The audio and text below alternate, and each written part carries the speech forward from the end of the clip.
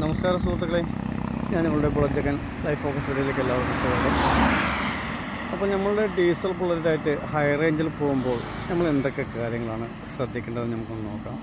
എൻ്റെ ഒരു യാത്ര അല്ലെങ്കിൽ വർക്കിൻ്റെ ഭാഗമായിട്ടൊരു യാത്ര ചെയ്യുന്ന ഒരു അനുഭവത്തിൽ ഒരു ചില സുഹൃത്തുക്കൾ അങ്ങനെ ബുദ്ധിമുട്ടി നിൽക്കുന്നൊരു സാഹചര്യം വന്നിട്ടുണ്ട്. അപ്പോൾ നമ്മൾ ചെയ്യേണ്ട കാര്യം എന്താ വെച്ചാൽ, ഹൈ റേഞ്ചിൽ പോകുമ്പോൾ ഈ കാണുന്നതാണ് നമ്മുടെ ഡീസൽ ഫിൽറ്റർ.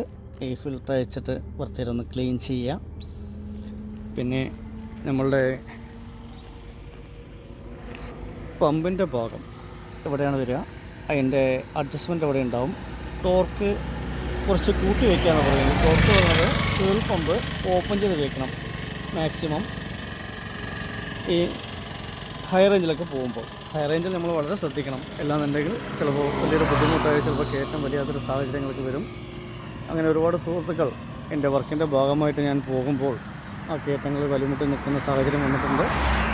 അപ്പോൾ ഞാൻ നിർത്തി അത് അഡ്ജസ്റ്റ് ചെയ്ത് പമ്പ് കുറച്ചുകൂടി ഓപ്പൺ ചെയ്തതിന് ശേഷമാണ് അവർ ഹൈ റേഞ്ച് കയറിയത്. അപ്പോൾ നമ്മുടെ ചങ്കുകളായിട്ടൊക്കെ ഒരു ഹൈ റേഞ്ച് യാത്ര ചെയ്യുമ്പോൾ എന്തെല്ലാം വെച്ചു, നമുക്ക് യാത്ര പോകലുകൊണ്ട് പെട്ടെന്ന് ഡീസലൊക്കെ അടിച്ച് ഹൈ റേഞ്ചിൽ പോകരുത്. ഹൈ റേഞ്ചിൽ പോകുമ്പോൾ നമ്മളുടെ വണ്ടിയുടെ ടോർക്കും കാര്യങ്ങളെല്ലാം വളരെ ശ്രദ്ധിക്കണം. അതേപോലെ ഡീസൽ ഫിൽറ്ററിൻ്റെ ഭാഗങ്ങളൊക്കെ ഒന്ന് ക്ലീൻ ചെയ്ത് വേണം പോകണമെങ്കിൽ. എല്ലാന്നുണ്ടെങ്കിൽ നമ്മുടെ യാത്രയിൽ വലിയൊരു പ്രയാസമാണ് നിലനിൽക്കുന്നത്. അപ്പോൾ ഇത്തരം കാര്യങ്ങൾ മാക്സിമം ഒന്ന് ശ്രദ്ധിക്കുക. അപ്പോൾ നമുക്ക് വീണ്ടും അടുത്ത വീഡിയോയിലൂടെ കാണാം.